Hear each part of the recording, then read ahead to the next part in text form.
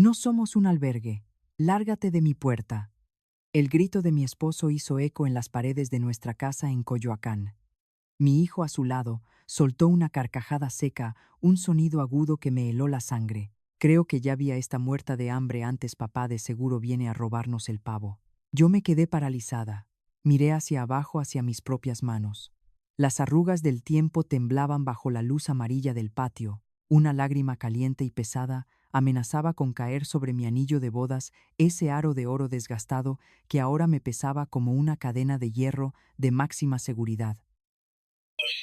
No sentí dolor en el pecho, sentí un vacío oscuro y helado en el fondo del alma.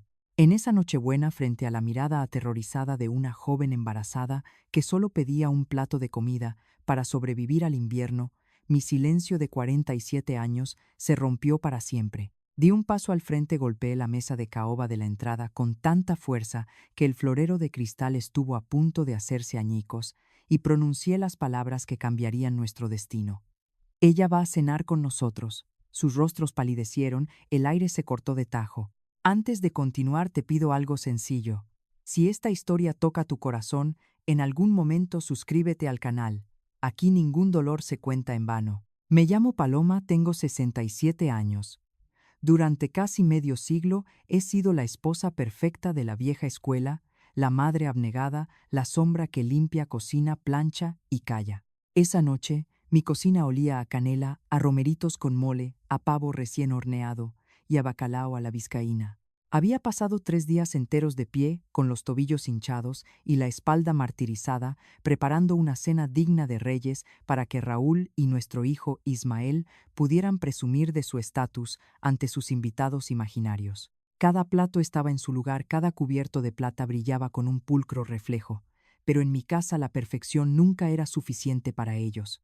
Raúl, sentado en su sillón reclinable forrado de piel, ni siquiera despegó los ojos de la televisión cuando me gritó desde la sala: «Paloma, ¿dónde están las servilletas de tela? No sirves ni para poner una mesa decente». A sus 69 años se sentía el amo absoluto del universo solo por recibir una pensión que yo, lavando ropa ajena y cosiendo dobladillos de lesa, madrugada tuve que complementar durante décadas en silencio. Me sequé las manos en mi delantal floreado. Ese pedazo de tela gastada conocía más el sabor de mis lágrimas que mi propio esposo. Cosechas, lo que siembras, pensé, siembras sumisión y recogerás el más cruel de los desprecios. La puerta principal se abrió de golpe, golpeando la pared. Entró Ismael.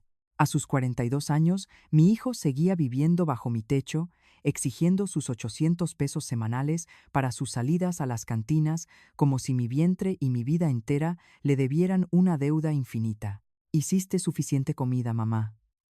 Tengo un hambre que me muero», soltó con fastidio, tirando su chamarra de cuero sobre mi silla recién tapizada. Ni un beso en la mejilla, ni un humilde feliz Navidad. ¿Cuánto le había preguntado yo una vez semanas atrás, cuando me exigió dinero para pagar otra de sus parrandas? Todo, me respondió sin siquiera mirarme a los ojos. Todo. La casa, tu dinero y tu dignidad, es tu obligación darme todo. Y yo, como una estúpida, se lo daba. Los miré a los dos desde el umbral de la cocina, envuelta en el vapor del horno. El hombre que me juró amor eterno frente a un altar de iglesia y el hijo al que le di la vida, convertidos en dos perfectos extraños que solo sabían drenarme el alma gota a gota. La cena estaba servida, pero el aire en esa casa sabía a cenizas frías. Nos sentamos a la gran mesa del comedor. Raúl pinchó el pavo con una violencia innecesaria. Su tenedor raspó el plato de porcelana de mi madre. Un chirrido agudo, un sonido seco que me heló la espalda. Él siempre encontraba la forma de herir a través de las cosas pequeñas. «Está seco, Paloma». «Otra vez arruinaste el pavo», sentenció, llevándose el bocado a la boca con una mueca de asco. Ismael asintió, masticando ruidosamente con la boca abierta. Yo tragué saliva. La comida exquisita me sabía a tierra. Fue exactamente entonces cuando el timbre sonó, un sonido agudo, largo, inesperado. En esta casa nunca recibíamos visitas en Nochebuena. Raúl no toleraba a mi lado de la familia y sus amigos solo venían cuando él los convocaba para alardear de sus supuestos triunfos.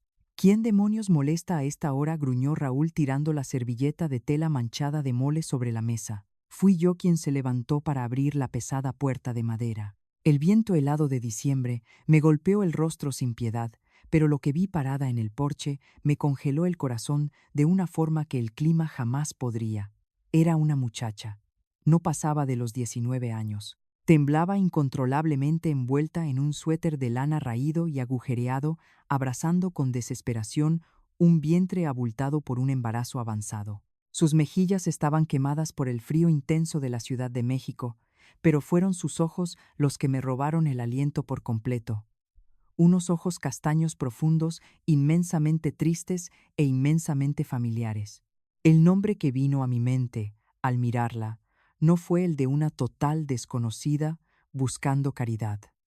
El nombre que gritó mi sangre fue uno que me habían obligado a enterrar bajo tierra y mentiras hace más de 20 años. Señora, disculpe, me llamo Valeria, suplicó la joven con los labios morados temblando al pronunciar cada sílaba. Tendría un plato de comida que le sobrellevo 2 días enteros sin probar bocado, y mi bebé no deja de moverse. Instintivamente mi mano se extendió hacia ella. Mi instinto de madre quería abrigarla, protegerla de la inmensa crueldad del mundo exterior. Pero la verdadera crueldad ya estaba respirando a mis espaldas. Raúl apareció detrás de mí, empujándome bruscamente con el hombro, casi haciéndome perder el equilibrio. No somos un albergue. Lárgate de mi puerta, bramó con esa voz de trueno que me había aterrorizado por décadas. Ismael se asomó por el pasillo riéndose, con esa burla venenosa que le nacía de las entrañas. Puro cuento, papá. Se embarazan a lo tonto para venir a dar lástima. Ciérrale la puerta en la cara a la limosnera. La humillación flotaba en el aire gélido. La niña bajó la mirada muerta de vergüenza y de frío, dispuesta a darse la vuelta y perderse para siempre en la noche oscura. Ellos, en su infinita arrogancia, no sabían que detrás de esa puerta entreabierta la justicia divina estaba a punto de sentarse a nuestra mesa. Su caída estrepitosa ya había comenzado a contar los segundos. Mi sangre, esa misma sangre que había estado estancada y congelada por casi 50 años de maltratos psicológicos y humillaciones diarias, comenzó a hervir como lava. Vi a esa niña frágil parada sola contra el mundo, y de pronto vi mi propio reflejo. Vi a la mujer indefensa que alguna vez fui, a la madre a la que le arrancaron su mayor tesoro en una sala de hospital aséptica y fría, rodeada de hombres que tomaban decisiones por mí. Algo se quebró definitivamente dentro de mi pecho. No fue mi corazón, ese músculo ya llevaba décadas hecho pedazos. Lo que se rompió fue el miedo. El pánico paralizante a quedarme sola, a contradecir al machista señor de la casa, a ser señalada como una mala esposa, según los mandatos de la sociedad. Apreté los puños con tanta fuerza que las uñas se me clavaron dolorosamente en las palmas. Di media vuelta dándole la espalda al viento. Mis pies se movieron con una autoridad y una seguridad que no reconocía como mías. Golpeé la mesa del recibidor con el puño cerrado. El impacto resonó como un disparo en medio de la sala silenciosa. «Ella va a cenar con nosotros», grité. Mi voz no tembló ni una fracción de segundo. Ya no era la voz aguda de la paloma sumisa, era el rugido profundo de una leona que despertaba de su propia tumba. Raúl me miró con los ojos desorbitados, la boca entreabierta por la incredulidad. Ismael tragó en seco, retrocediendo un paso de forma instintiva. Por primera vez en sus mediocres vidas de tiranos de pacotilla, sintieron el terror absoluto de enfrentar a una mujer que ya no tiene absolutamente nada que perder. Me acerqué a la muchacha, la tomé de sus manos heladas y sucias y tiré de ella hacia el calor de mi hogar. Al cruzar el umbral bajo la luz de la lámpara del comedor, Valeria me miró fijamente y sonrió. Y en esa sonrisa infantil vi asomarse el fantasma de un pasado oscuro que estaba a punto de destruirlos a todos. La guié hacia el comedor con la mano posada suavemente en su espalda, sintiendo los temblores que aún sacudían su cuerpo frágil por el frío despiadado de la calle.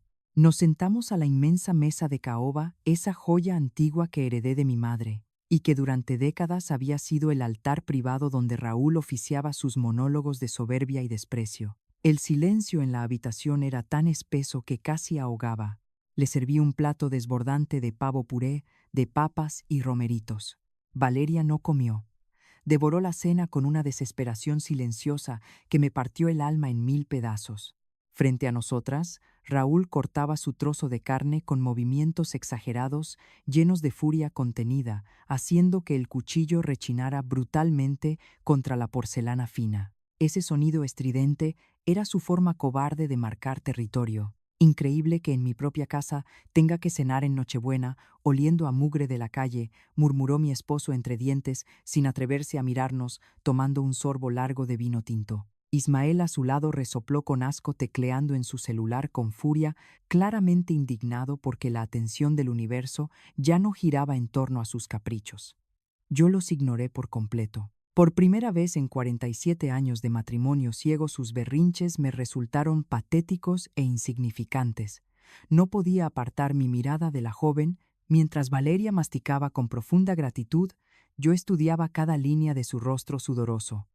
Había algo en la forma en que inclinaba la cabeza, en la manera en que sostenía el tenedor con tanta delicadeza, a pesar de su hambre voraz, que me producía un escalofrío helado en la nuca. Pero eran sus ojos los que me desarmaban. Cuando apartó un mechón de cabello rebelde de su frente mojada, mi respiración se cortó. Ese gesto. Yo hacía exactamente ese mismo gesto cuando estaba nerviosa o asustada. ¿Por qué el rostro de esta muchacha desconocida me desgarraba el alma con una familiaridad tan dolorosa? Muchas de nosotras guardamos secretos que pesan en el alma. Si entiendes el peso que lleva Paloma en este instante, deja tu saludo y tu ciudad en los comentarios. No estamos solas en este camino. ¿Hace cuánto que estás embarazada, muchacha?, pregunté con voz suave, intentando romper el hielo filoso que flotaba en nuestro comedor. Ella levantó la vista, tragando con dificultad. 6 meses, señora Paloma, respondió en un susurro, posando su mano pequeña y maltratada sobre su vientre redondo para protegerlo. El papá del bebé. Bueno, cuando se enteró, se lavó las manos y desapareció. Me bloquearon de todos lados, me dejó en la calle. Del otro lado de la mesa, Ismael soltó una risita burlona, un sonido cargado de veneno machista. Clásico, dijo mi hijo con voz arrastrada y cínica, se embarazan a lo tonto para amarrar a un infeliz, y cuando les sale mal, el teatrito vienen a dar lástima a casas ajenas para sacar dinero. La sangre me hirvió en las venas. Estuve a punto de lanzarle mi copa de cristal a la cara, pero Valeria se encogió en su silla, mordiéndose el labio inferior para no llorar a mares. Su humillación era tan palpable que me dolía físicamente. Apreté los dientes hasta que me dolió la mandíbula y volví a enfocarme en ella, ofreciéndole la sonrisa más cálida que pude encontrar en mis escombros. No les hagas caso a los ignorantes, susurré, sintiendo una conexión invisible que me obligaba a defenderla a muerte. ¿Y tu familia? Tus padres no pueden ayudarte en esta terrible situación. Los ojos de Valeria se llenaron de lágrimas gruesas que finalmente se desbordaron por sus mejillas enrojecidas. Mi mamá murió hace 3 años. Cáncer de ovario, explicó con la voz totalmente rota. A mi papá nunca lo conocí, ella jamás quiso hablar de él. Éramos solo nosotras dos contra el mundo entero. Estoy completamente sola. Esa palabra sola resonó en las paredes de mi casa como una campana fúnebre. Yo también había visto a mi propia madre consumirse lentamente por el cáncer. Yo también sabía lo que era sentirse huérfana en una ciudad devoradora. Pero había algo más, una sombra negra asomándose detrás de sus palabras, una intuición de madre que me revolvía las entrañas con violencia. Mis manos comenzaron a temblar sobre el mantel sin que yo pudiera detenerlas. Tragué aire y pregunté con un hilo de voz que apenas me reconoció: ¿cómo se llamaba tu mamá? Valeria. La joven se limpió una lágrima con el dorso de la mano y me miró directo a las pupilas. Elena, respondió con un orgullo inmenso a pesar de su miseria. Se llamaba Elena Martínez. El mundo entero dejó de girar. El tiempo se detuvo de golpe. La mesa, las paredes, las luces del árbol de Navidad, todo desapareció, sumergido en una niebla espesa y asfixiante. Elena. Ese nombre estalló en mi cabeza como una granada fragmentaria. Elena era el nombre que yo había elegido con tanto amor para la niña, que llevé en mi vientre hacía más de 20 años. La niña que, según los médicos de aquel lúgubre hospital privado al que Raúl me obligó a ir, había nacido muerta. ¿Te sientes bien, mamá? Estás blanca como un papel, preguntó Ismael de pronto, notando que me había quedado petrificada, aferrada al borde de la mesa, con los nudillos blancos por la fuerza. Sí, solo es el cansancio de cocinar, mentí, tomando un sorbo de agua helada que no logró calmar el fuego ardiente en mi garganta. Pero no estaba bien en absoluto. Levanté la vista lentamente y mis ojos chocaron de frente con los de Raúl. Mi esposo había dejado de masticar. Su rostro rudo y prepotente había perdido todo el color en una fracción de segundo, adquiriendo el tono cetrino de un cadáver. Elena es un nombre muy común. Paloma, intervino Raúl con una prisa torpe desesperada, su voz sonaba forzada, terriblemente artificial. No vayas a empezar con tus dramas del pasado por cualquier coincidencia estúpida. Sus manos, esas manos grandes y autoritarias que siempre golpeaban la mesa para exigir respeto, ahora temblaban patéticamente mientras se aferraban a su copa de vino tinto. Ignoré por completo su advertencia venenosa guiada por un instinto visceral que me empujaba hacia el abismo de la verdad. ¿A qué se dedicaba tu madre, Valeria? Era enfermera en un hospital, dijo la joven, con una sonrisa triste, asomándose apenas en sus labios resecos. Siempre fue muy buena cuidando a los demás, pero su único gran dolor en la vida fue no saber de dónde venía. Ella siempre me decía que tenía una madre biológica en algún lugar de esta inmensa ciudad, y pasó años de su vida buscándola, pero no pudo encontrarla a tiempo antes de morir. Una enfermera. Una mujer desesperada buscando a su madre biológica, los pedazos afilados de un rompecabezas macabro que yo ni siquiera sabía que existía, comenzaron a encajar en mi mente con una violencia aterradora. Miré fijamente a Raúl, él me sostuvo la mirada un segundo, pero por primera vez en toda nuestra historia juntos no vi la arrogancia machista de siempre, vi terror absoluto, crudo y animal. Mi esposo tenía pánico, y en ese preciso instante, mientras el silencio sepulcral devoraba el comedor, supe con una escalofriante certeza que mi bebé, mi amada Elena, jamás había muerto. Disculpen, logré articular con un hilo de voz, levantándome abruptamente de la mesa de caoba, que ahora me parecía un altar de sacrificios. Voy a traer el postre. No esperé respuesta. Huí hacia la cocina con las piernas temblorosas como si el suelo estuviera hecho de cristal a punto de romperse. Al cruzar el umbral el aire me faltó por completo. Me aferré al borde del fregadero de aluminio con tanta fuerza que mis nudillos se pusieron blancos, respirando por la boca, intentando contener el ataque de pánico que amenazaba con asfixiarme. La palabra Elena rebotaba en las paredes de mi cráneo, destapando a golpes una caja de recuerdos oscuros que Raúl me había obligado a enterrar bajo toneladas de culpa y silencio durante 20 largos años. El dolor físico en mi pecho era insoportable, una punzada exacta en el mismo lugar donde alguna vez latió un segundo corazón dentro de mí. Cerré los ojos y de pronto ya no estaba en mi cocina oliendo a canela, estaba de vuelta en aquel año maldito. Tenía 47 años cuando descubrí que estaba embarazada de nuevo. La noticia me había llenado de una luz inmensa, pero cuando se lo dije a Raúl, su reacción me destrozó. ¿En qué maldita cabeza cabe tener un chamaco a nuestra edad, Paloma? Ese estorbo va a arruinar mi jubilación. Eres una irresponsable, me había gritado en la cara, escupiendo las palabras con un desprecio que me hizo sentir sucia por llevar vida en mi vientre.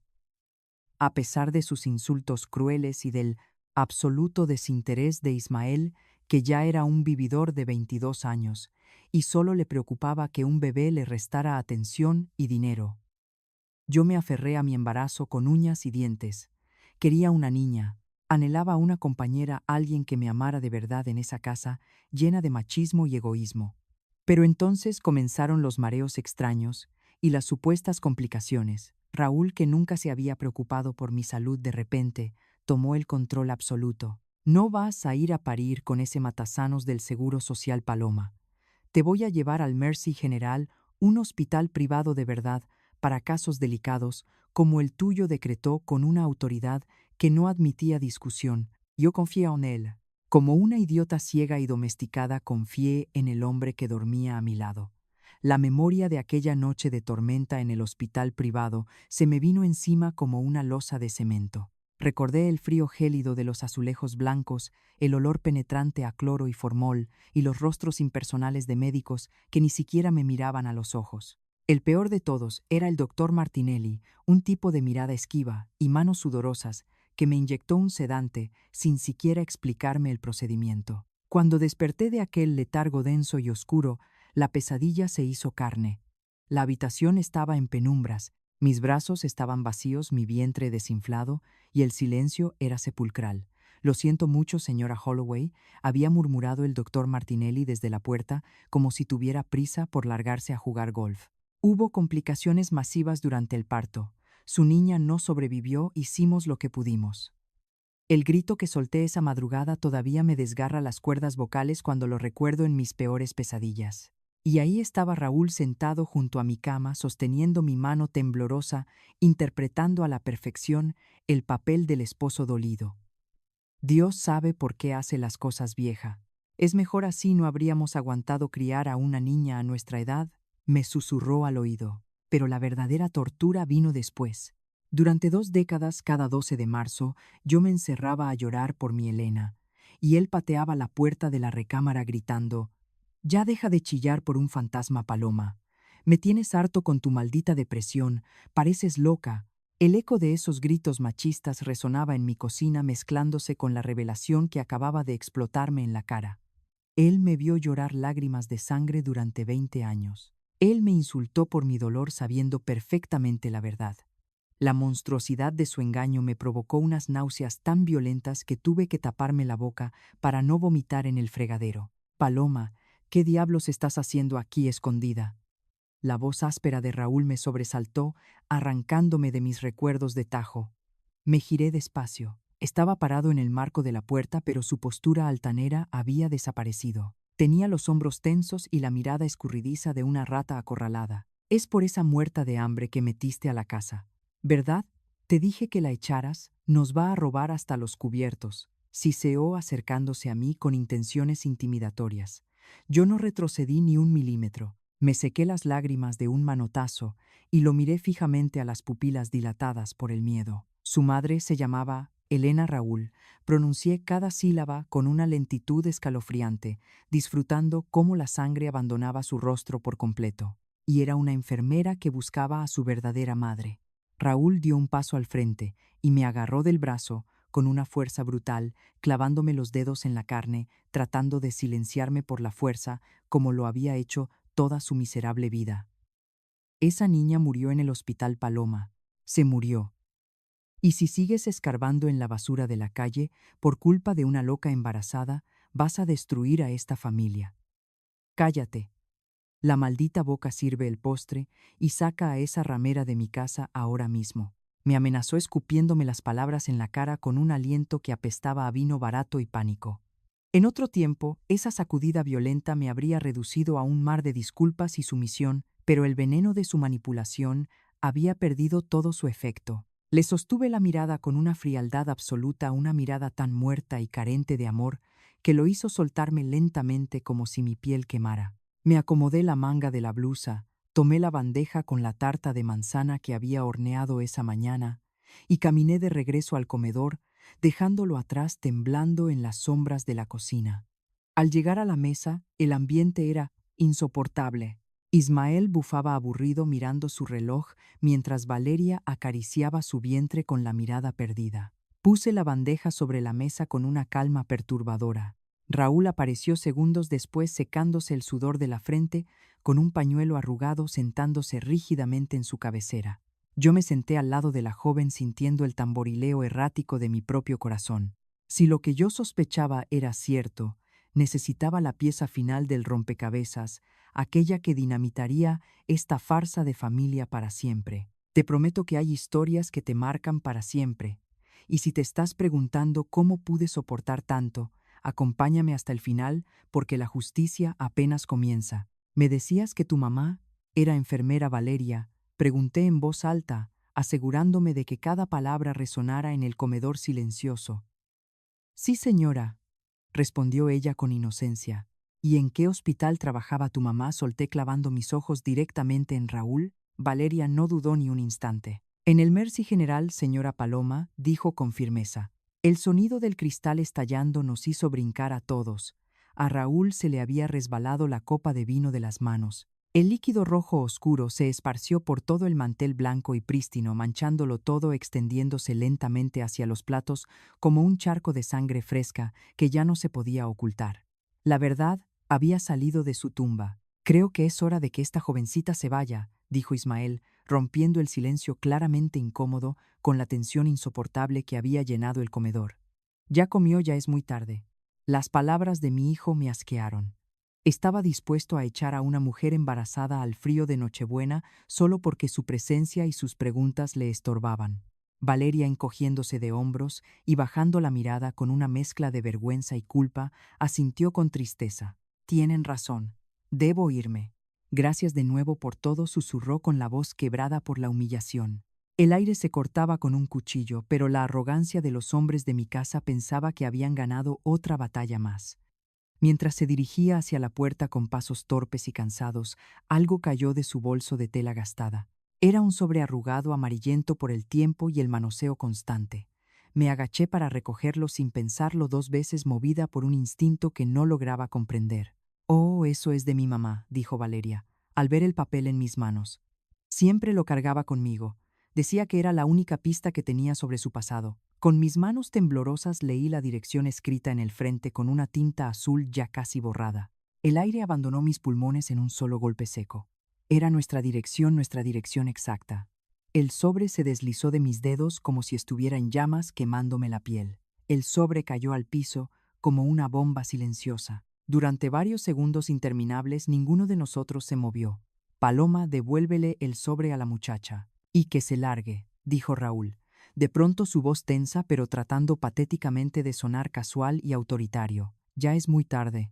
Trató de disimular, pero sus ojos desorbitados evitaban los míos a toda costa, y sus manos, siempre tan firmes para señalar mis errores, temblaban ligeramente mientras fingía ordenar los platos en la mesa. Me levanté despacio, recogiendo el papel amarillento, como si fuera el veredicto de muerte de mi propio matrimonio. «¿De dónde sacó tu mamá esta dirección?», pregunté a Valeria con mi voz convertida en apenas un susurro asfixiado. La joven frunció el ceño. «No lo sé exactamente. Solo me dijo que era la única pista que tenía sobre su familia biológica. Pero cuando vino a buscar, nadie sabía nada». Mi corazón se detuvo en seco. «Ella vino aquí sí hace como 15 años», continuó Valeria clavando la estocada final en mi cordura. Tocó la puerta, preguntó por una mujer llamada Paloma Holloway. Le dijeron que no conocían a nadie con ese nombre. Mis ojos se abrieron desmesuradamente y se clavaron en Raúl como dos dagas. 15 años atrás yo siempre estaba en casa, atrapada entre estas mismas cuatro paredes, limpiando y cocinando, pero jamás me enteré de esa visita. Alguien de mi propia sangre la había corrido a la calle. Mamá Ismael se rió nerviosamente, interrumpiendo mis pensamientos turbios con su cinismo habitual. «¿Por qué le haces caso a las historias de esta muchacha? Claramente está inventando todo para conseguir más comida o dinero». Pero Valeria no se inmutó ante el insulto directo. Sacudió la cabeza firmemente y metió la mano en el fondo de su bolso. Sacó un objeto diminuto que hizo que el mundo entero se detuviera a mi alrededor, apagando el sonido de la calle y las luces de Navidad. Era un pequeño brazalete de bebé dorado con una pequeña placa que tenía grabado un nombre con letras cursivas: Elena. Sentí que las piernas se me hacían de agua. Ese brazalete era el mismo que yo había elegido para mi bebé, el mismo pedazo de oro que había comprado a escondidas en el centro 2 semanas antes de que supuestamente muriera en el hospital. El metal brilló bajo la luz del comedor, burlándose de mis 20 años de luto inútil. «Este brazalete estaba con mi mamá cuando la adoptaron», dijo Valeria, suavemente ajena a la explosión nuclear que acababa de desatar en mi sala. La mujer que se lo dio le susurró una dirección antes de desmayarse. Esta dirección. No podía respirar. El oxígeno me quemaba los pulmones. «Eso es imposible», murmuró Raúl, retrocediendo un paso torpe hacia la pared, pero su voz sonaba empapada de un terror desesperado. Avancé hacia él como un depredador que finalmente ha acorralado a su presa. «Ahora, ¿por qué es imposible, Raúl?», pregunté, volviéndome hacia él con una furia volcánica que no sabía que existía en mi interior sumiso. «¿Por qué es tan imposible que mi hija haya sobrevivido?». Lo agarré por el cuello de la camisa, sacudiéndolo con una fuerza sobrenatural. «Porque el médico nos dijo que había muerto», gritó él, perdiendo la poca compostura y arrogancia que le quedaba. «El doctor Martinelli nos dijo que hubo complicaciones». Al escuchar ese nombre maldito, Valeria se quedó completamente paralizada. «¿Usted conoce al doctor Martinelli?». Raúl se dio cuenta de su inmenso y estúpido error de inmediato. Su cara se puso blanca como la nieve manchada. «¿Cómo conoces ese maldito nombre?». Le pregunté a Valeria con mi corazón latiendo tan fuerte contra mis costillas que pensé que iba a explotar ahí mismo. Ese era el médico que manejó la adopción de mi mamá, susurró ella abriendo los ojos con horror. Él fue quien le dijo a la familia adoptiva que era una niña abandonada. El silencio que siguió fue absolutamente ensordecedor. Yo miraba fijamente a Raúl viendo cómo el hombre altanero, el macho de la casa, que me había humillado y silenciado durante décadas, se desmoronaba por completo delante de mis ojos en un charco de cobardía. Mi Elena se había muerto de cáncer, llorando por el abrazo de una madre que estaba a solo unas calles de distancia, mientras yo estaba atrapada en una farsa de matrimonio, sirviéndole el plato caliente al verdugo que nos separó. El llanto que brotó de mi garganta fue un alarido desgarrador, animal y puro.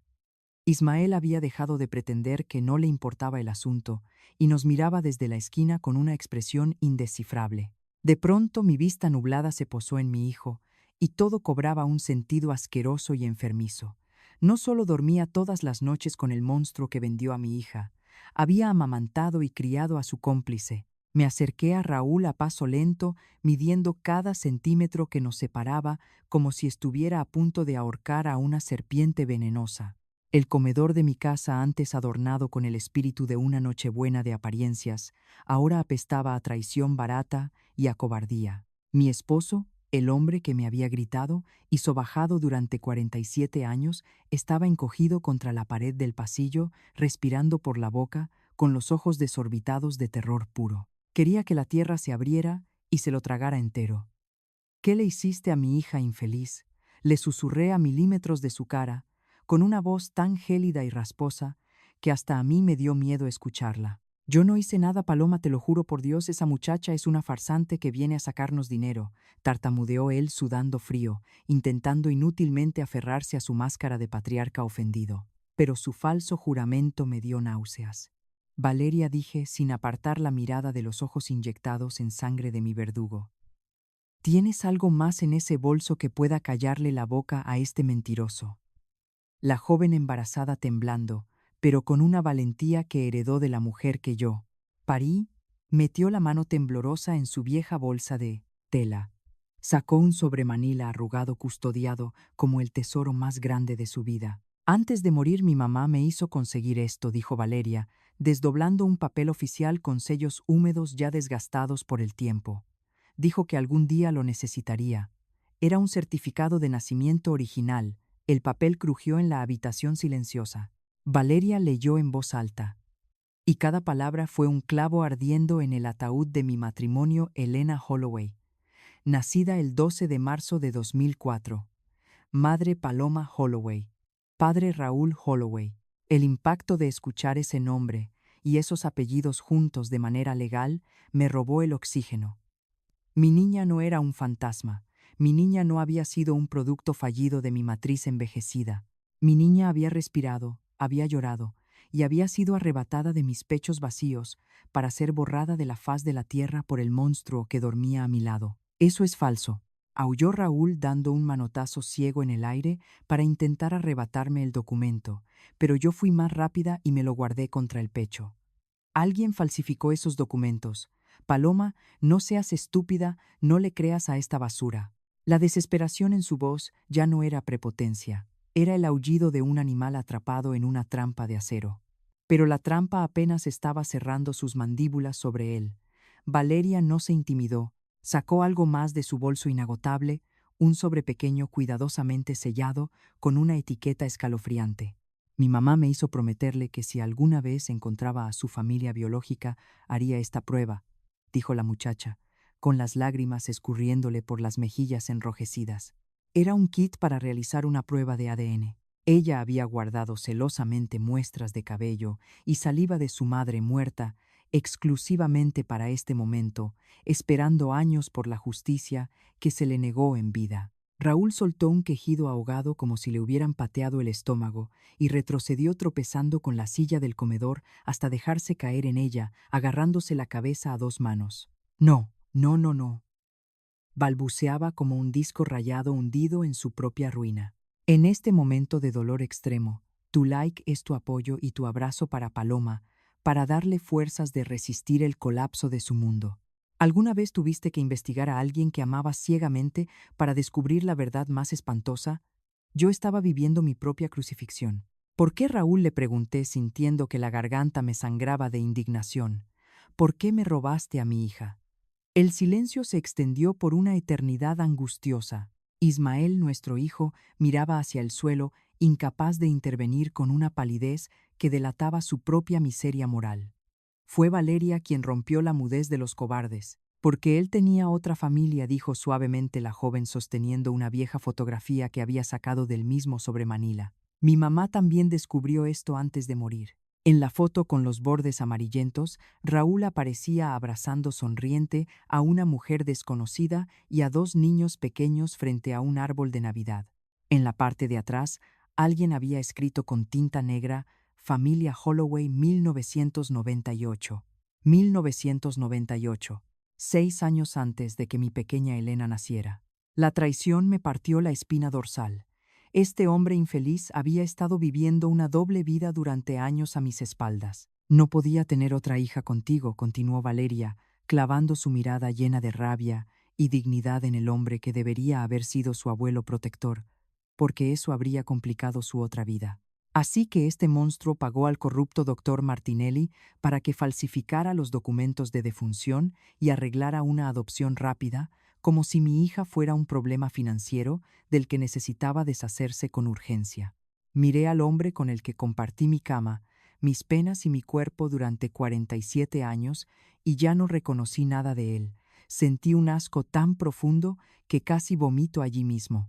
«Es cierto, desgraciado», grité, exigiendo una respuesta que ya flotaba en el aire tóxico de la casa. Raúl no respondió, solo seguía con el rostro hundido entre sus manos temblorosas.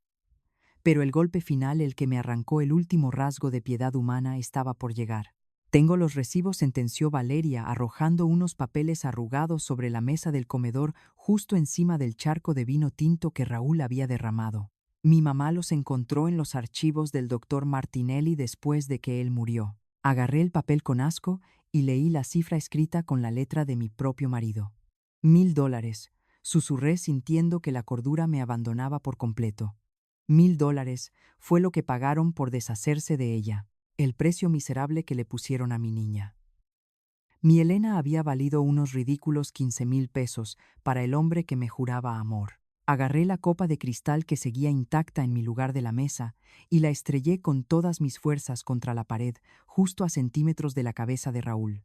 El estruendo hizo saltar a Ismael. Ese sonido de cristales destrozados era el anuncio oficial del fin de su reinado. La paloma mansa que limpiaba sus zapatos y aceptaba sus migajas acababa de morir de manera violenta, y la mujer que nació de sus cenizas estaba dispuesta a quemarlo todo. El sonido del cristal destrozado contra la pared aún zumbaba en el aire denso del comedor. Raúl era un bulto patético temblando en su silla, pero mi atención se desvió lentamente hacia el otro extremo de la mesa, hacia Ismael, mi hijo de 42 años, el eterno adolescente por el que yo había sacrificado mis mejores años y mi paz mental. Él no me estaba mirando a los ojos. Mantenía la vista clavada en el plato de porcelana manchado, con una palidez enfermiza cubriéndole el rostro regordete. Pero lo que me heló la sangre no fue su silencio cobarde, sino su expresión. No había sorpresa en sus ojos infantiles. No había el shock natural de alguien que acaba de descubrir que su hermana muerta en realidad fue vendida. Lo que había en su cara era una asquerosa y pesada resignación, como si supiera exactamente lo que estaba a punto de descubrirse. El hueco en mi estómago se transformó en un abismo negro y profundo. El niño que yo había parido y defendido a capa y espada contra el mundo, el mantenido al que le daba su domingo para que se fuera a tomar a las cantinas, estaba metido hasta el cuello en esta misma porquería. Ismael, pronuncié su nombre, y me sonó a veneno puro en la lengua. Mírame. Él no se movió de inmediato. En lugar de eso, levantó la vista solo una fracción de segundo para intercambiar una mirada rápida y cómplice con su padre. Una mirada cargada de un significado oscuro, un código secreto que seguramente habían compartido miles de veces a mis espaldas durante todos estos años, burlándose en mi propia cara, mientras yo me creía la madre perfecta que mantenía unido el hogar. Esa simple mirada cruzada fue la confirmación visceral de mi peor pesadilla. ¿Tú sabías algo sobre esto?, Ismael, le exigí, acercándome a él con los puños tan apretados que las uñas me hacían sangrar las palmas. Respóndeme, pedazo de cobarde. ¿Sabías que mi hija estaba viva? El comedor entero pareció encogerse por la tensión asfixiante. Valeria nos observaba desde el sofá, protegiendo su vientre instintivamente, siendo testigo de cómo la podredumbre de mi familia salía por fin a la luz. Sí, murmuró Ismael finalmente, con un hilo de voz patético que me dio asco escuchar. Sí sabía.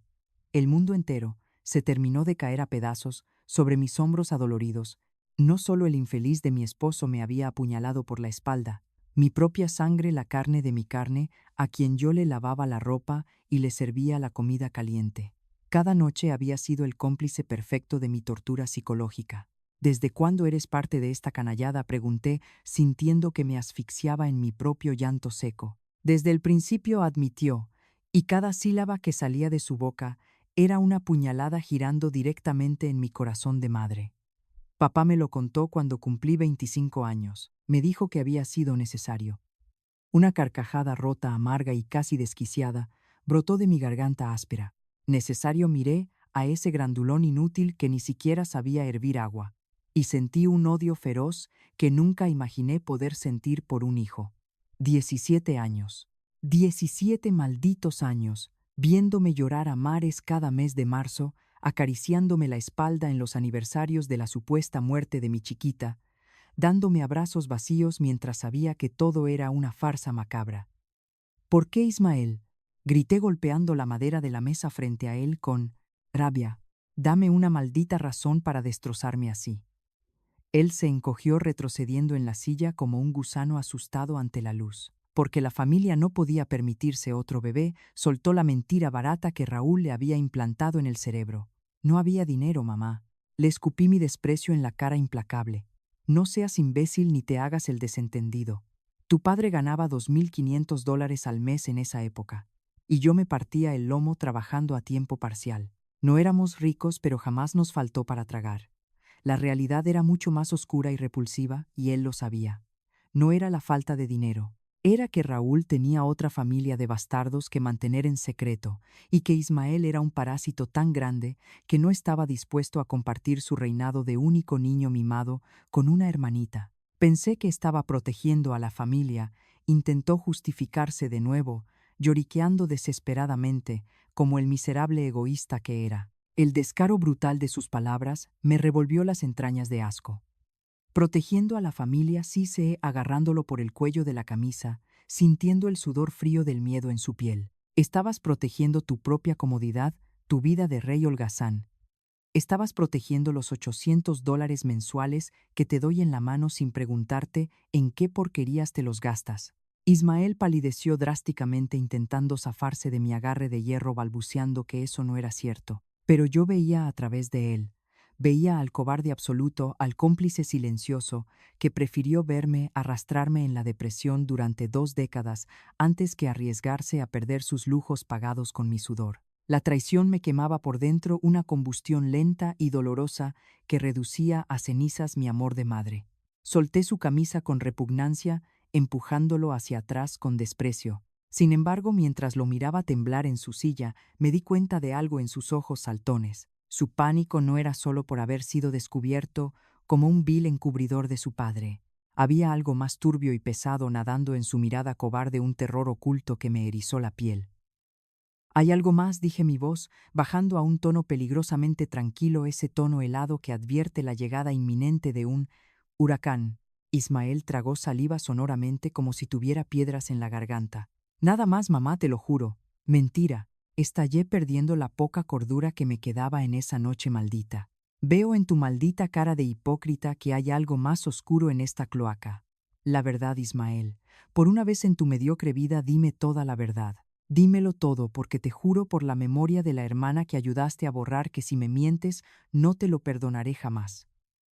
Y entonces el denso silencio de la Nochebuena se rompió por completo. El labio inferior de mi hijo comenzó a temblar patéticamente, y su resistencia se desplomó como un frágil castillo de naipes. Estaba a punto de confesar el pecado más imperdonable de todos, aquel que terminaría de aniquilar a nuestra familia para siempre. El aire en el comedor se volvió tan denso y asfixiante que casi podía cortarse con el cuchillo del pavo. Ismael, ese hombretón de 42 años, que siempre caminaba por la casa con la arrogancia de un rey intocable, se desinfló frente a mis ojos. El terror le desfiguraba el rostro sudoroso. Su labio inferior temblaba patéticamente, y su resistencia se desplomó como un frágil castillo de naipes en el lodo. Elena vino a la casa hace 15 años, susurró mi hijo, escupiendo las palabras como si le quemaran la garganta. El oxígeno desapareció de mis pulmones en un golpe brutal. Sentí que el piso de la sala se abría bajo mis pies. ¿Qué acababa de decir 15 años atrás? Yo estaba en esta misma casa, limpiando los mismos pisos y cocinando para estos zánganos. ¿Qué logré articular sintiendo que la sangre se me congelaba en las venas? Ismael no se atrevió a levantar la vista. Mantuvo sus ojos de cobarde clavados en el mantel manchado. Ella vino buscándote, continuó balbuceando su voz, arrastrándose de vergüenza. Yo estaba aquí. Papá no estaba, pero yo sí abrí la puerta. Ella me mostró sus papeles, me contó su historia a toda prisa. Y te lo juro, mamá, supe que era mi hermana en el mismo maldito instante en que la vi parada en el porche. Cada una de sus palabras me golpeaba el cráneo como un martillazo sordo. Mi niña había estado tan cerca de mí. Mi amada Elena había cruzado media Ciudad de México para pararse en mi propia puerta, buscando el abrazo de la madre que nunca dejó de llorarla. ¿Y qué demonios hiciste, Ismael? Le exigí saber, aunque cada célula de mi cuerpo gritaba de terror ante la inminente y asquerosa respuesta. Mi hijo se encogió sobre sí mismo, frotándose las manos húmedas. Le dije que se había equivocado de dirección, confesó lloriqueando de una forma que me provocó una repulsión física insoportable. Le cerré la puerta en la cara y le grité que no conocíamos a ninguna paloma. El dolor que me atravesó el pecho fue tan agudo que me doblé por la mitad soltando un gemido animal que rasgó el silencio de la Nochebuena. Mi propia sangre, el hijo que amamanté y al que le perdoné 1000 fracasos, había sido el verdugo de su hermana. Lo miré con un asco tan profundo que sentí náuseas. ¿Por qué?, le grité sacudiéndolo por los hombros hasta que sus dientes castañaron. Dime por qué la botaste como a un perro de la calle. Él sollozó ruidosamente diciendo que Raúl le había advertido que la aparición de esa bastarda destruiría nuestra paz y que la verdad me mataría. Pero yo no era ninguna estúpida. Esa excusa barata no me la tragaba ni un milímetro. Lo solté con un empujón que casi lo tira de la silla. No te atrevas a usar mi dolor para limpiar tu asquerosa culpa, le escupí en la cara implacable. Tú no estabas protegiendo mi cordura, Ismael. Estabas protegiendo tu domingo. Estabas protegiendo los 800 pesos mensuales que te doy religiosamente sin preguntarte en qué maldita cantina te los gastas. Protegías tu vida de mantenido en la casa de mami sin trabajar ni mover un dedo. Ismael palideció drásticamente, abriendo la boca para soltar un lastimero. Eso no es cierto. Pero mi carcajada amarga lo cayó de golpe. Yo sabía que si Elena hubiera regresado a mi vida hace 15 años, el grifo de los lujos y el dinero fácil se le habría cerrado para siempre. Vendió a su propia hermana por un puñado de billetes. El silencio que siguió fue sepulcral, apenas interrumpido por la voz rota de Valeria. Mi mamá murió de cáncer, preguntándose por qué su propia madre nunca había intentado buscarla. Susurró la joven embarazada, clavando la estocada final en mi alma destrozada. Murió creyendo que tal vez no había sido lo suficientemente buena para ser amada. Esas palabras fueron la guillotina definitiva. Mi Elena, la niña que yo soñaba peinar y llevar a la escuela, había muerto en una cama de hospital sintiendo que yo era una madre desalmada que la tiró a la basura. Mi niña cerró los ojos creyendo en el rechazo todo, mientras yo, a unas colonias de distancia, le servía la cena caliente a los 2 cerdos que le arruinaron la vida. Me dejé caer pesadamente y por primera vez en años lloré los sollozos desgarradores, profundos y violentos de una madre a la que le asesinan el corazón. Paloma, por favor, rogó Raúl acercándose con pasos torpes, estirando su mano, asquerosa, para tocarme el hombro.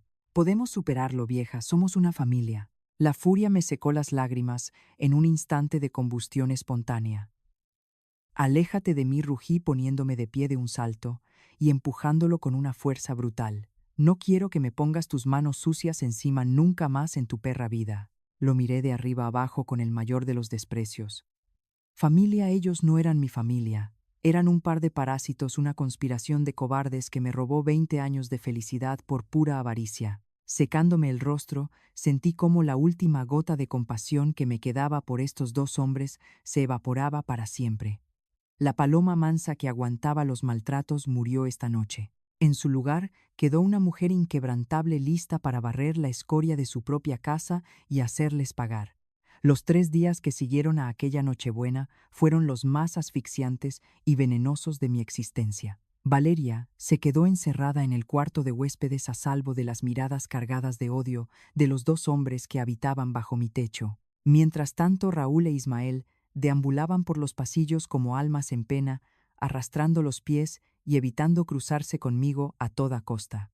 El aire de la casa apestaba a culpa, a ese miedo rancio que sudan los cobardes cuando saben que su teatrito se les vino abajo. Yo no cociné, no barrí, no les dirigí la palabra, ni por equivocación.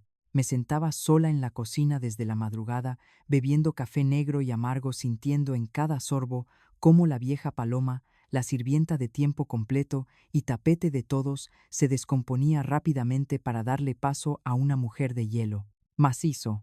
Al tercer día por fin el cartero dejó un sobre oficial certificado en el buzón. Mis manos curtidas temblaron violentamente al rasgar el papel, aunque mi intuición de madre ya conocía la verdad absoluta. Probabilidad de parentesco 99,9%. Las letras impresas me golpearon el pecho con la fuerza de un huracán. Valeria era oficialmente mi nieta. Un sollozo seco se me escapó arañándome la garganta, pero me lo tragué de golpe. Las lágrimas ya no servían de nada. Ahora era el turno de afilar la guillotina. Caminé hacia la sala con el documento apretado en el puño como si fuera un arma cargada. Raúl estaba hundido en su sillón reclinable, apestando a alcohol barato desde las 10 de la mañana, un cuadro patético y decadente del machismo que durante años gobernó esta casa. ¿Qué dicen los resultados?, balbuceó, aunque su cara de perro apaleado, ceniza y arrugada ya anticipaba su espantosa derrota. Es mi nieta, sentencié, con una frialdad que congeló hasta el polvo de las ventanas. Esperé que el muy cobarde intentara negarlo de nuevo, pero simplemente se encogió en su asiento, lloriqueando de repente que lo había hecho por miedo. Miedo a que si yo criaba a una niña la amaría más a ella y dejaría de necesitarlo a él. La bilis me subió hirviendo hasta la lengua. Miedo a perderme, le solté una carcajada áspera carente de cualquier empatía. No, Raúl, tú no me robaste a mi hija por amor ni por miedo a la soledad. Me la robaste por puros y asquerosos celos. Eres tan poca cosa que no soportabas la idea de bajarte de tu trono para compartir mi atención. Arruinaste 3 vidas enteras por tu egoísmo enfermo, y hoy mismo se te acabó el reinado. Ismael, atraído por mis gritos que retumbaban en las paredes, se asomó desde el pasillo. Tenía los ojos hinchados y esa expresión de hijo de mami que durante décadas me había ablandado el corazón, haciéndome ceder a sus caprichos. Mamá, por favor, sé que la regué feo hace 15 años, pero podemos hablarlo. Te juro que voy a cambiar, suplicó con una voz tan lastimera y falsa que me provocó arcadas. Lo miré de arriba abajo, escaneando con profundo asco al parásito de 42 años, que yo misma había engordado. Hablarlo, repliqué, cortando sus esperanzas de un tajo certero. No hay absolutamente nada que hablar. Tu arrepentimiento de pacotilla no me devuelve las miles de noches que pasé en vela llorando por un fantasma, todo por tu maldita culpa. Caminé con paso militar hacia la vitrina de roble y saqué de golpe mi chequera y las tarjetas del banco. Raúl se enderezó, alarmado por fin. Estoy cancelando tu mesadita dominical, Ismael, anuncié, disfrutando un placer oscuro y vengativo al ver cómo se le desencajaba la mandíbula.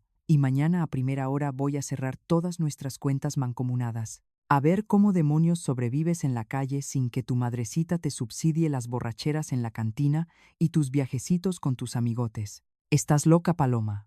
No puedes echarnos a la calle. Esta casa también está a mi maldito nombre, rugió Raúl, poniéndose de pie con la cara roja de furia impotente, intentando usar su vieja y oxidada táctica de intimidación física. Pero yo no retrocedí ni un milímetro. Me planté frente a él desafiante y le apunté con el dedo índice directo al pecho. Te equivocas, infeliz.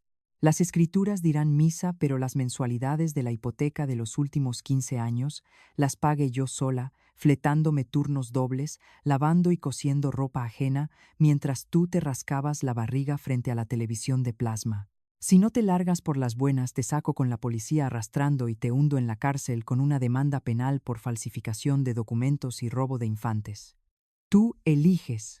Raúl tragó saliva sonoramente, encogiéndose de nuevo al escuchar la palabra cárcel. El peso legal de sus crímenes finalmente lo estaba aplastando como una aplanadora. Tienen exactamente una semana, dicté mi sentencia final, mi voz resonando implacable como un juez. Una sola semana para empacar sus chivas y largarse de mi vista para siempre. Y si no tienen a dónde ir, Raúl, tal vez puedas irte a vivir de arrimado con esa otra familia de bastardos por la que vendiste a mi hija. El silencio sepulcral que siguió a mi ultimátum fue sin lugar a dudas la melodía más hermosa y liberadora que había escuchado en toda mi vida. Mis dos verdugos bajaron la cabeza completamente aniquilados por la furia de la mujer que ellos mismos habían pisoteado y subestimado. Entonces me giré hacia el rincón del comedor, donde Valeria nos observaba abrazada a su vientre hinchado, con los ojos muy abiertos y asustados por el violento huracán familiar que acababa de presenciar. Me acerqué a ella a paso lento y la dureza pétrea de mi rostro se derritió en un instante, dándole paso a una inmensa ternura que creí haber perdido en aquel quirófano maldito. ¿Te gustaría quedarte a vivir aquí conmigo, mi niña hermosa?, le pregunté, tomando sus manitas frías y maltratadas entre las mías. Valeria rompió a llorar, negando con la cabeza tímidamente. No, abuela, no quiero ser una carga. Ya causé demasiados problemas en su casa, sollozó. Le acaricié la mejilla con devoción, sintiendo cómo mi corazón marchito volvía a latir con una fuerza imparable. Tú no eres ningún problema, mi amor, le susurré secándole las lágrimas con mis pulgares. Tú eres la bendita solución. Eres el milagro que tanto le recé a Dios. Por primera vez en casi medio siglo, al mirar mi propia sala, respiré profundo y sentí que el aire era limpio y mío. La prisión de machismo y mentiras se había derrumbado definitivamente, y en medio de los escombros la verdadera justicia comenzaba a florecer. Los primeros días después de que Raúl e Ismael agarraron sus chivas y se largaron la casa, se sintió extraña. Pero no era ese vacío sepulcral y asfixiante que me había tragado viva durante casi medio siglo.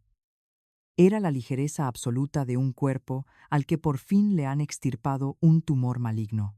Me la pasé tallando los pisos con cloro y jabón sote, no para quitar la mugre de los zapatos, sino para arrancar de raíz el tufo a machismo rancio y a mentiras que esos dos parásitos habían dejado impregnado en las paredes. Cada cubeta de agua sucia que tiraba por la coladera de la calle era como escupirles en la cara todo el desprecio que me tragué por ser la buena esposa. Por primera vez en mi vida podía respirar sin pedir permiso. Por supuesto, Raúl no se iba a quedar de brazos cruzados. El muy infeliz tuvo el descaro de contratar a un abogaducho de quinta, un tranza de esos que cobran barato, para intentar pelearme la casa, argumentando que yo no tenía ningún derecho a echarlo a la calle. Pero se le olvidó con quién se estaba metiendo. Cuando mi abogado le plantó en la cara al juez los recibos de los $1000, la firma falsificada del doctor Martinelli y las pruebas irrefutables de la adopción ilegal que pactaron a mis espaldas, el circo se les vino abajo en un santiamén. Firme la renuncia a la propiedad ahora mismo o mañana amanece pudriéndose en el reclusorio por tráfico de menores, le advirtió mi abogado con una sonrisa letal. Raúl firmó temblando como una hoja de papel. No solo perdió la casa que yo pagué, terminó debiendo miles de dólares en honorarios legales que lo dejaron en la ruina total y absoluta. Me enteré por las malas lenguas de la colonia donde terminó viviendo el gran patriarca.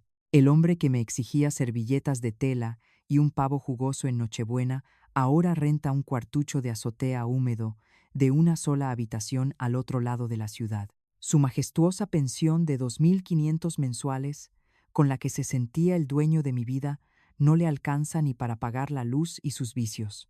Ahora, a sus casi 70 años, el rey destronado tiene que fletarse trabajando medio tiempo, acomodando tornillos y barriendo el piso mugroso en una ferretería de mala muerte, aguantando los gritos de un patrón que tiene la mitad de su edad. Ese es el karma cobrando sus facturas con intereses de usura. El que se creía intocable y dueño de mis lágrimas, hoy no tiene ni en qué caerse muerto. Ismael, por su parte, resultó ser un hueso todavía más patético de roer. Durante las primeras semanas después de que lo eché a la calle, el teléfono no dejaba de sonar ni de día ni de noche. Al principio contesté por pura morbosidad, solo para escuchar cómo se arrastraba. Mamá, te lo ruego. No sé cómo prender el boiler. Me estoy bañando a jicarazos con agua helada, y no me alcanza ni para tragar. Me chillaba por la bocina quejándose de que no sabía cocinar ni limpiar, llorando auténticas lágrimas de cocodrilo. Te juro por Dios que ya cambié. Madrecita, dame otra oportunidad, no me dejes tirado, rogaba con voz de perro apaleado. Escuchar a un manganzón de 42 años chillar porque no sabe hacerse unos miserables huevos estrellados me revolvió el estómago. Mi Elena había muerto de cáncer sola y angustiada, mientras este inútil lloriqueaba por agua caliente. Su desesperación no era un arrepentimiento genuino. Era el pánico animal de un holgazán que de pronto se quedó sin su cajero automático personal. A Ismael no le dolía el infierno psicológico que me hizo pasar durante 20 años, ni le importaba en lo más mínimo que su propia hermana hubiera sido vendida. Lo único que le dolía en el alma era que ya no había sirvienta que le lavara los calzones de a gratis. La última vez que me llamó, mi paciencia se había evaporado por completo. Aprende a limpiarte tu propio mugrero. Ismael, le contesté con una voz fría como el hielo siberiano, porque esta cuenta de banco ya se cerró definitivamente para los zánganos y de mí no vuelves a ver un solo centavo para tus borracheras. Le colgué en la cara y bloqueé su número para siempre borrándolo de mi vida sin el menor remordimiento. Mientras esos dos traidores se pudrían lentamente en el infierno que ellos mismos construyeron con sus propias manos, mi casa florecía de una manera que me sacaba las lágrimas, pero de pura y genuina felicidad. Valeria no era la carga que Raúl siempre temió que fuera una hija. Ella llenó cada rincón de luz, de pláticas cálidas en la cocina y de un amor sincero que no me exigía nada a cambio. El universo tiene una forma brutal y poética de equilibrar la balanza de la vida. Sacó la basura tóxica que me asfixiaba para hacerle espacio a un ángel en mi comedor. Y mientras acariciaba el vientre de mi nieta, acompañándola a cada cita médica, sintiendo las pataditas del bisnieto que venía en camino, supe que mi venganza más grande, la más dolorosa y letal para ellos, era mi propia e inquebrantable felicidad. Han pasado 6 meses desde aquella Nochebuena que dinamitó mi prisión de mentiras y me devolvió la vida. Mientras escribo esto, escucho a Valeria canturrear en la cocina preparando el desayuno antes de irse a su nuevo trabajo como recepcionista en una clínica médica. Mi casa ya no huele a la tiranía de los hombres que me pisotearon. Ahora huele a café de olla, a esperanza y a pan dulce horneado sin miedo a los gritos. Acompañé a mi niña a todos sus ultrasonidos agarrándole la mano con una devoción feroz. Cuando el doctor nos dijo que era un varoncito sano y fuerte, las lágrimas me nublaron la vista. ¿Qué le parece el nombre de Gabriel, abuela?, me preguntó ella con los ojos brillando de ilusión. Sugerí ese nombre porque significa el mensajero de Dios, Gabriel, el mensajero celestial que llegó a mi puerta temblando de frío para arrancar de tajo la venda de mis ojos y expulsar a los demonios que dormían bajo mi propio techo. Esa misma tarde, impulsada por una fuerza que desconocía, subí al cuarto de los Trevejos en el ático y abrí un baúl que llevaba 20 años acumulando polvo y telarañas. Adentro, dobladas con una tristeza infinita, estaban las ropitas amarillas y blancas, los zapatitos y la cobija que yo misma había tejido para mi pequeña Elena antes de que me la robaran en aquel maldito hospital.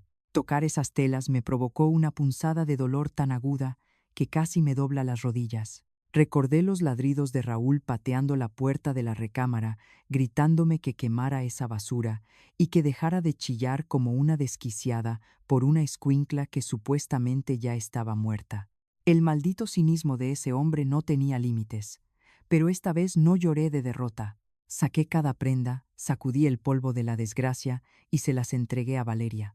Tu madre no pudo usarlas por culpa de unos cobardes, le dije mirándola a los ojos, pero mi bisnieto las va a estrenar. Con la llegada de la primavera, Valeria y yo nos pusimos a sembrar rosales rosados en el patio trasero de la casa. Era un lujo sencillo que siempre había anhelado, pero que Raúl me prohibía tajantemente, quejándose del costo y del trabajo. No voy a gastar mi dinero a lo pendejo en pinches matas que nomás traen moscos y basura. Paloma, no seas ridícula.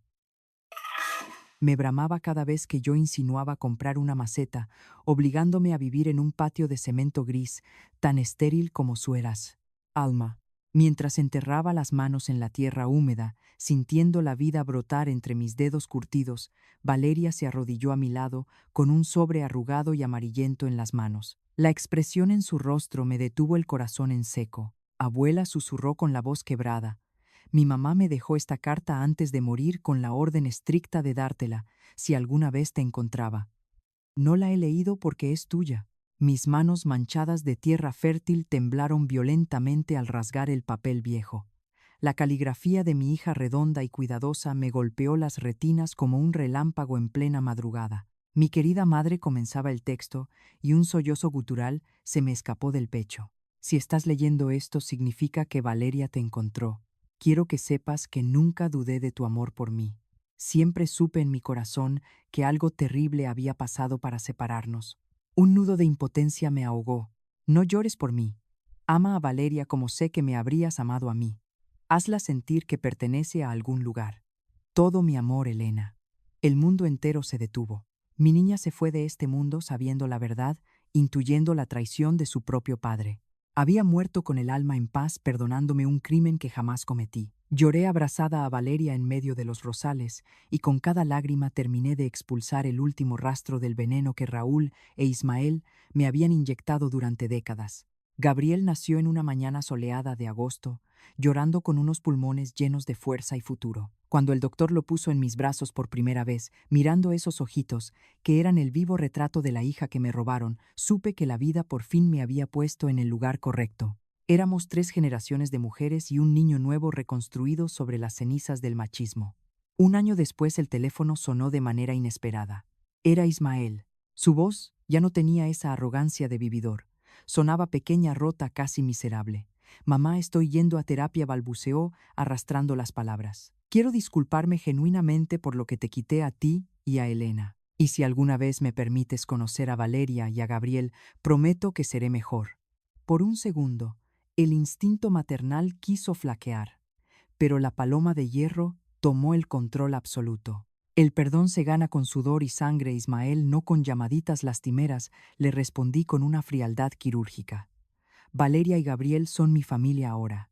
Si quieres ser parte de sus vidas, tendrás que ganarte ese derecho. No porque seas mi hijo, sino porque demuestres que mereces estar en las vidas de las personas que amo. Hoy, a mis 68 años, sentada en mi jardín lleno de rosas florecidas bajo la luz de la luna, arrullando a mi bisnieto dormido en mis brazos.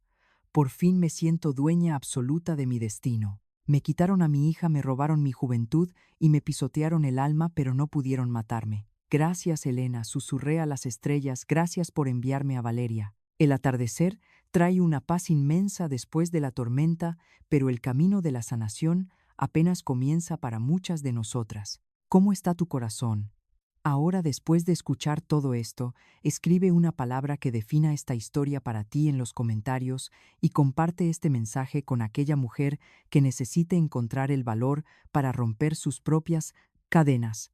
Esta historia y sus personajes son una obra de ficción creada exclusivamente con fines de entretenimiento y reflexión. Sin embargo, las situaciones oscuras y dolorosas que se retratan a lo largo de este relato, tales como la violencia psicológica, el abuso doméstico, el control financiero, la manipulación familiar y los delitos relacionados con la adopción ilegal y el tráfico de menores, representan realidades brutales que miles de mujeres y familias enfrentan todos los días en el mundo real. Si te encuentras viviendo una situación de abuso o conoces a alguien que esté atrapada en un entorno de violencia y control sistemático, por favor, no te quedes callada. Busca ayuda inmediatamente con las autoridades de tu localidad, acércate a instituciones gubernamentales u organizaciones especializadas en la protección y defensa de la mujer o confía en personas seguras de tu entorno. El maltrato nunca es justificable, y romper el silencio es el primer paso fundamental para salvar tu vida y recuperar tu dignidad.